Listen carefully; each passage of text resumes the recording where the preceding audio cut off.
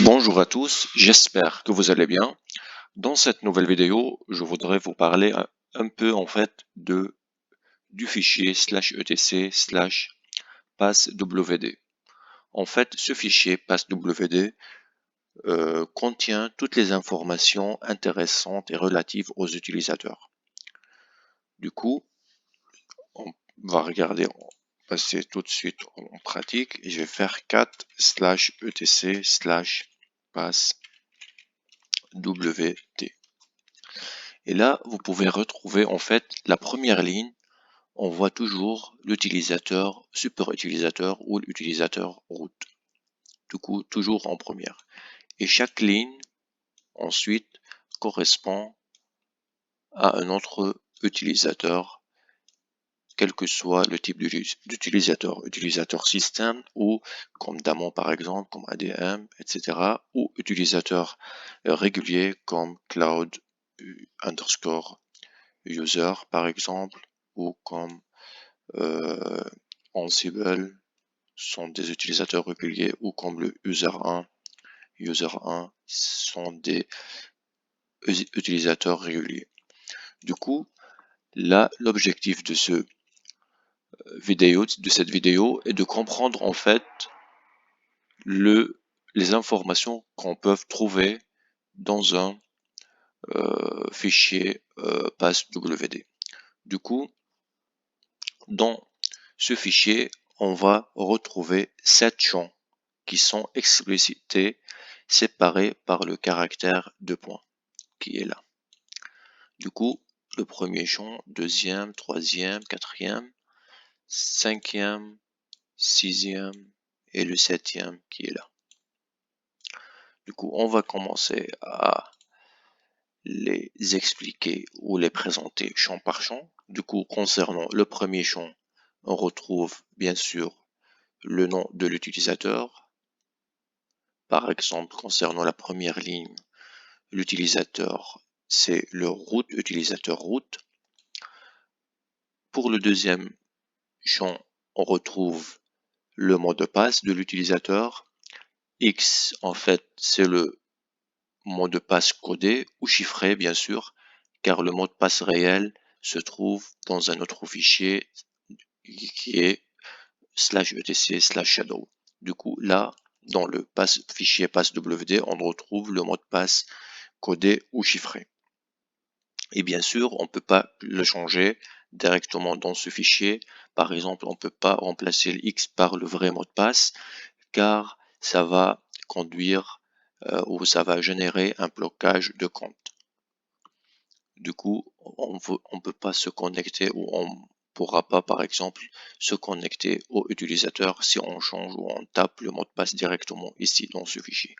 Du coup, le deuxième champ correspond au mot de passe qui est codé ou chiffré.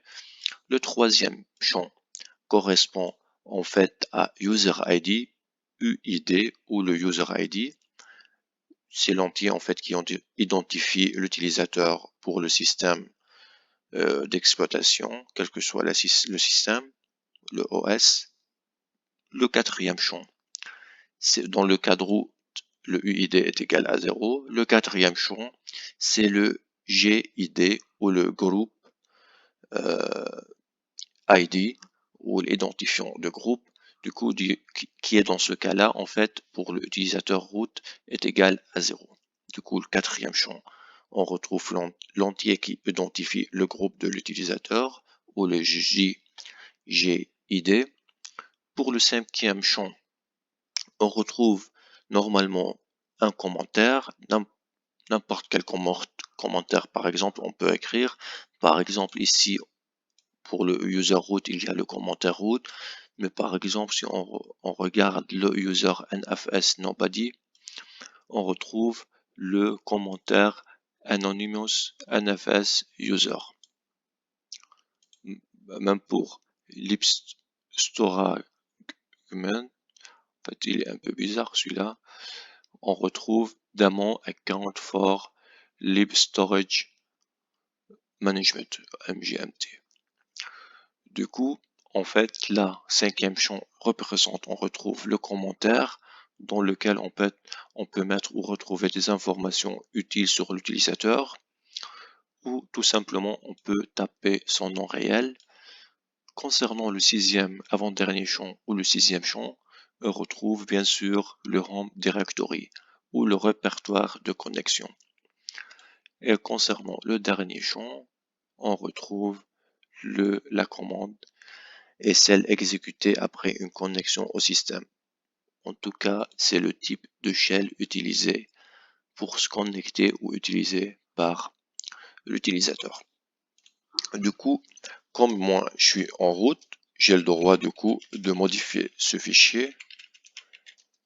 Pour modifier ce fichier, en fait, il suffit, après il est recommandé bien sûr utiliser la commande, je vais présenter ça dans des prochaines vidéos, en fait la commande user add, mais là je vais vous montrer juste rapidement comment on peut respecter le syntaxe et créer un nouveau user. Du coup, ce user, je vais l'appeler, le premier champ, c'est le nom du user, du coup user2, x, en tout cas je peux pas me connecter à ce user car j'ai pas modifié ou ajouté une ligne au fichier /etc/shadow pour le mot de passe. Mais là, imaginons que j'ai un mot de passe, je mets X séparé par 2 points, car codé. Là, je vais choisir un user ID pour le troisième champ, 1004. Un groupe ID aussi, 1004, je vais choisir. Ensuite, je laisse un commentaire. Par exemple, je peux mettre un nouveau user, comme ça. Ensuite, le répertoire de connexion /home /user2 et le type de page utilisé, type de shell pardon utilisé, où la commande et celle exécutée après connexion au système sera /bin/bash, ou on peut le faire /bin/sh pour le shell. En tout cas, bourne shell ou bash c'est bourne again shell. Là, comme ça, on peut enregistrer et quitter le fichier. Si je refais un cat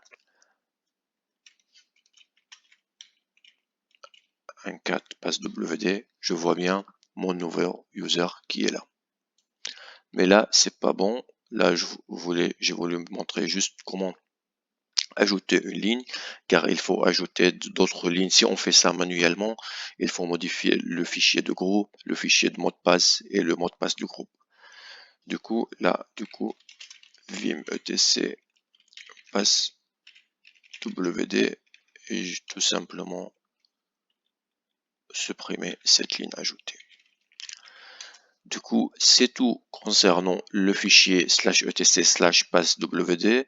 J'espère que cette vidéo était claire et informative. Et je vous dis merci et à bientôt.